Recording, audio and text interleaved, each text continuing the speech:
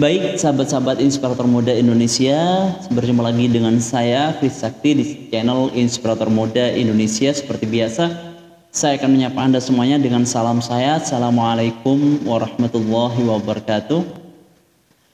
Alhamdulillah, puji syukur, semoga hari ini sahabat Inspirator Muda Indonesia dimanapun berada, semoga diberikan kesehatan, semoga semua permasalahan dalam hidupnya ini diberikan kemudahan untuk menyelesaikan semua permasalahan dalam hidup kita.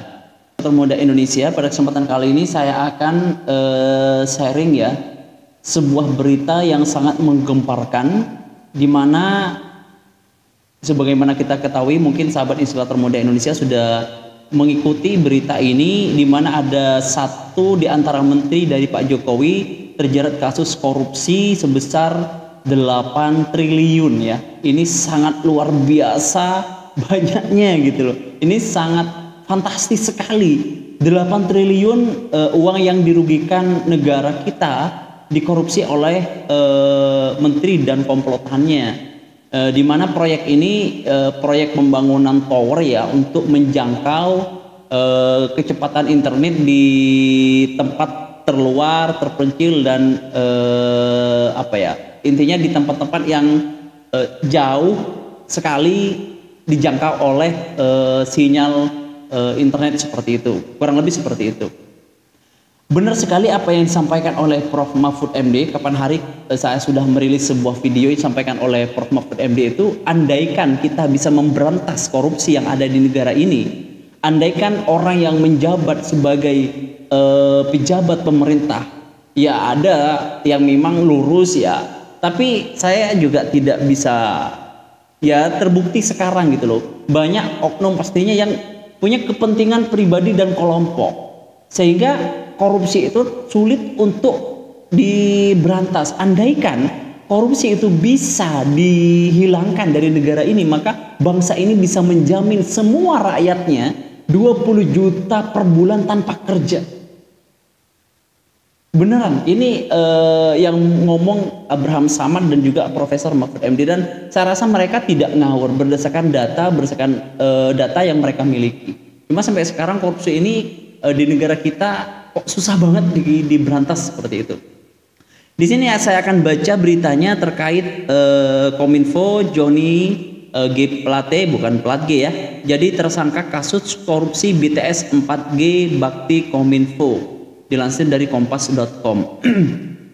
Kejaksaan Agung Republik Indonesia menetapkan Menteri Komunikasi dan Informatika Minkominfo Johnny G. Plate sebagai tersangka. Plate menjadi tersangka kasus dugaan korupsi penyediaan menara base transceiver, station BTS 4G dan infrastruktur pendukung 1, 2, 3, 4 dan 5 bakti Kementerian Kominfo tahun 2020 sampai 2022.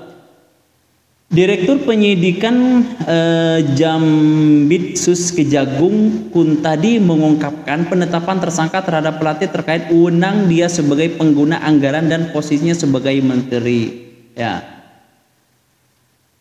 tentunya selaku pengguna anggaran dan selaku menteri, atas hasil pemeriksaan tersebut hingga tim penyidik pada hari ini telah mengingatkan status yang bersangkutan dari saksi menjadi tersangka. Pantauan kompas.com, di lokasi Plate tampak keluar mengenakan rompi warna pink khas baju tahanan Kejagung.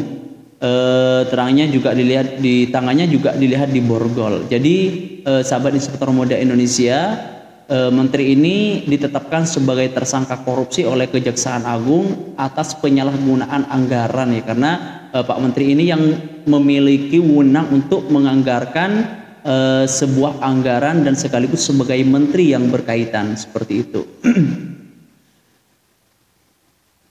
Diketahui kerugian keuangan negara dalam kasus ini mencapai 8 triliun. Jadi sangat banyak sekali ya, 8 triliun itu uang yang tidak sedikit. Kalau ditumpuk mungkin satu ruangan ini mungkin kurang ruangannya ini mungkin ya.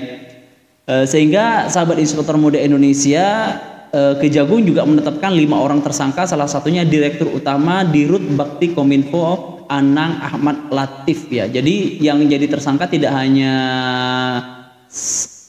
menterinya, dirut-dirut yang berkaitan dengan pengadaan proyek ini semuanya ditangkap. Jadi sahabat Inspektor Muda Indonesia, saya juga baca berita yang lain itu kasusnya ini sebenarnya sudah lama dipantau seperti itu ya, karena ada kemangkraan sebuah proyek akhirnya dipantau naik ke penyidikan, akhirnya dilakukan penyidikan dan terindikasi ternyata proyek ini ketika melakukan pelelangan proyek itu sudah terstruktur, tidak ada pesaing, artinya sudah diskenariokan proyek ini didapat oleh PT ini, dan ternyata ketika diaudit barang-barang itu malah harganya dinaikkan. Ini sudah rahasia umum, mungkin seperti itu caranya ya. Jadi barang harganya tuh dinaikkan sehingga terjadi kemangkrakan di situ, akhirnya ketahuan kalau ini sudah direkayasa seperti itu. Baik sahabat Inspektor Muda Indonesia, semoga kita semuanya, kita doakan juga para pemimpin-pemimpin kita, para pejabat-pejabat kita semoga dijauhkan dari kejahatan-kejahatan yang timbul dari kelompoknya atau timbul dari hatinya atau timbul dari sendirinya. Semoga berpikir untuk kepentingan rakyat Indonesia. Mungkin itu saja sahabat Inspektor Muda Indonesia pada kesempatan kali ini. Ayo kita menjadi orang yang senantiasa mendukung bangsa ini bebas dari korupsi. Saya Afri Sakti. Wassalamualaikum warahmatullahi wabarakatuh.